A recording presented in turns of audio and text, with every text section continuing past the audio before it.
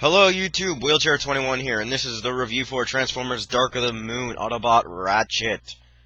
Autobot Ratchet is now considered a deluxe and not a Voyager like he technically is in the film with his size scaling and mass shifting. Who knows, he could be a deluxe, he could be an ultra, he could be a Voyager, who knows, this guy likes to change what he is. He is a rescue vehicle Humvee thing, which looks pretty badass with his nice lime green. Going with his nice white paint apps with yellow, rescue and fire and crap design.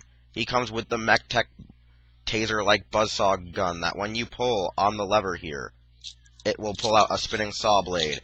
Ironically, a weapon he only used once in the first movie and not the third. This weapon, railgun slash saw blade, is more similar to the weapon that Starscream used in Dark of the Moon.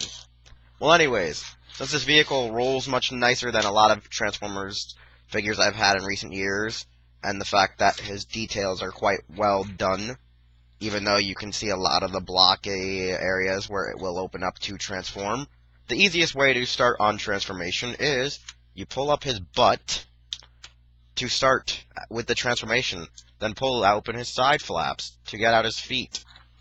Because once you pull these open, where the 4 is on each side, I believe, 4 and E, when you pull out the 4 and E, you pretty much have now the back of his feet already out, where you will then pull out the knees, and pull out the feet so that they're fully down, and you spin about 180 degrees, pull the knees down, do it again, repeat the step, spin it 180, and you got your feet, and lower abdomen. The easiest thing now for a transformation is actually, this has a auto transformation gimmick, which as you start pulling out, you should push by the wheels up here, push the wheels out here, and then pull carefully out the arms, because then they will lock in place. And as they lock in place, you have your arms, which then you fold in the wheels more, and you get them in. And then you do it to the other side, pull in the feet, not the feet, the arms, and the axles in a sense, and you pretty much have now his arms like this. But what you next will need to do is pull down his hands,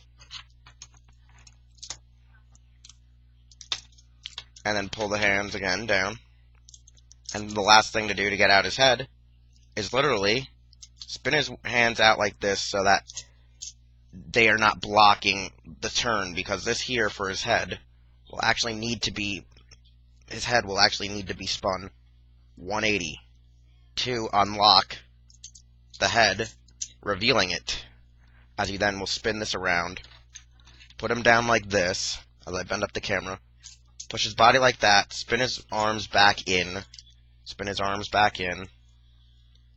and spin the head about. And then you have Ratchet.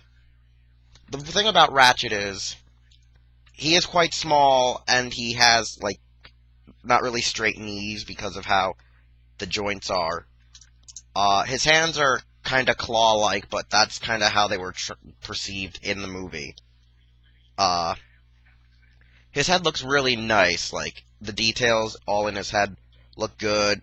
There's some minor details that are missing, but that's because this is a deluxe, and in a deluxe you mostly get nice vehicle detail apps rather than actual facial apps, along with that, like, pipe lighting or whatever they like to call it for the cool glow effect when you put it next to a light. This figure, for sense being for a deluxe, it's really superposable, has superposability like most Transformers nowadays, where they have the ball joint hips, the actual, like, double jointed knees, something similar to, like, Fig Arts and Legends class figures for, like, DC Classics and stuff, and actual elbow joints and weird forearm joints to the shoulders. The fact that this was a deluxe is pretty good, because then, like, you don't have to spend much on getting most of these figures, and the fact that the size scaling in Dark of the Moon is out of whack, but the fact is, you save technically some money with getting deluxes, especially now, in some areas, where other areas are pushing up the prices because they can't get rid of these toys. My biggest issue is, if you want an actual Ratchet with gun, you need to buy, I think, the Search for the Hunt for the Decepticons or the other deluxe class released during Dark of the Moon's regular machine gun that goes on his right arm, then this little saw blade gun, which is iconically known, if you remember in the first movie, the left arm as his main weapon. Since this has a lot of nice posability and structure for the character, and the fact that, like, the mech tech weapons are kind of lame, this is a great around figure just for display and collecting item. I do rate it out of, like, the Dark of the Moon toy line. I give it a good 3.5 for the fact that it's really nicely detailed. It has all the great points of articulation. It's almost a 4 just for the fact I don't really like the whole mech tech gimmick for certain figures because they don't come with, like, you know, kind of accurate weaponry.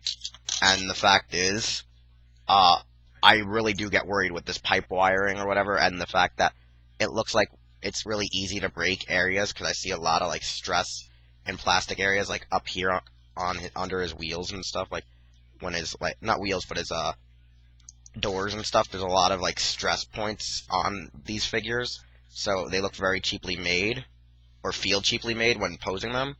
Because I think even my hands have stress marks, which is freaking weird. I don't think that's possible to get stress marks on the hands, but I don't know. And the fact that this transformation is really basic, it's overly basic that it's like transforming 2 scout classes. I mean, it's great to have 3.5 stars, but, like, I wish it was maybe just a little bit bigger for being a deluxe. He feels very short.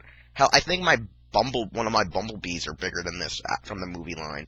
And I'm pretty sure, like, I'm talking about just deluxe scaling in general, and not, like, you know, other versions like leader class or the thing that comes with, like, the Sam Witwicky figure. It's a great figure, great buy. Just, it's a pain in the ass that everything is so out of scaling that you can't ever have, like, an accurate movie scale. It would be a lot better if they actually fixed that, if they are to do another movie. But hey, love the lime green, looks really good, brings a lot of character out. The fact that he barely got any character except, like, 3 lines per movie is, well, a bitch, because unless you're Optimus, Bumblebee, Megatron, you pretty much got no character. Hell, even Sentinel Prime got more character than the fucking Fallen, and they were, like, just movie-exclusive characters that didn't, like, carry over.